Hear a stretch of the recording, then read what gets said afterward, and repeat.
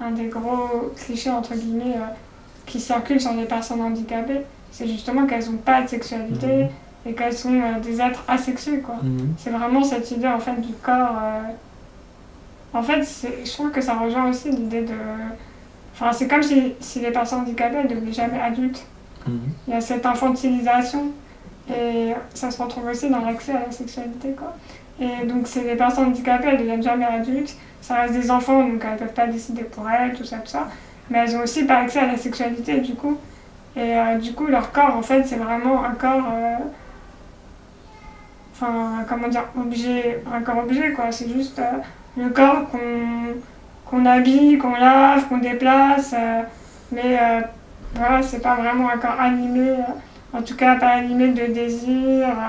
Enfin, voilà, des choses comme ça. Donc, ça, c'est un sujet qui reste... Bon, l'assistance sexuelle, justement, essaye... Bon, ça mérite de sortir ces débats-là, tu vois. Après, je sais pas, comme on a dit, si c'est forcément la solution. Enfin, ça reste à débattre. Enfin, l'accès de la ville aussi, c'est... Enfin, parce que aussi, pour avoir accès à une sexualité, faut pouvoir rencontrer des gens.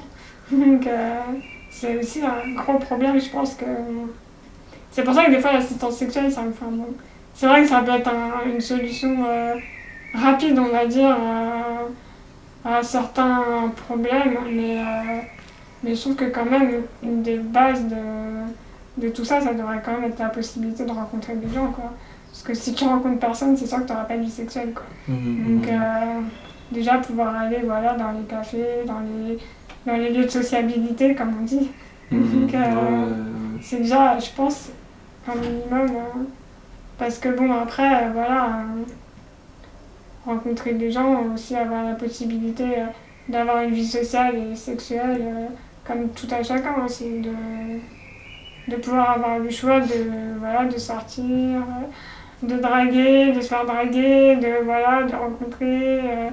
Voilà. Après, je pense qu'aussi, enfin, comment dire, je me pose souvent des questions sur l'éducation aussi comment, au désir, en fait. Le désir, ils sont programmés socialement, d'une certaine façon. Beaucoup même. Et justement, je pense que les personnes handicapées, elles font pas partie du programme, quoi. C'est-à-dire qu'une personne handicapée, elle ne va pas être jugée désirable parce qu'on n'a pas été élevé, entre guillemets, éduqué à penser voilà, qu'une personne handicapée pouvait être désirable. Comme on a été élevé avec l'idée qu'une personne handicapée, comme je te dis, elle n'a pas de sexualité, pas de... Donc bon, voilà, c'est en plus... ouais, c'est un rapport au corps peut-être un peu différent dans le sens où les corps des personnes handicapées, ils peuvent être touchés par des maladies, par des déformations, par des malformations, des choses comme ça. Donc c'est vrai que du coup, tout ça c'est plutôt classé dans ce qui dégoûte, ce qui rejette, enfin voilà, le fauteuil roulant. Parce que voilà, après, je vais pas raconter ma vie, mais le fauteuil roulant c'est quand même un truc qui fait peur, quoi. Enfin, sans parler de moi-même, tu vois, c'est juste le fauteuil, quoi. Donc, bon. Mais je pense que c'est aussi une éducation. Enfin, voilà, après, enfin, c'est pas que pour les personnes handicapées. On voit bien aussi, pour tout ce qui sort de la norme, à quel point c'est difficile d'avoir un accès comme ça.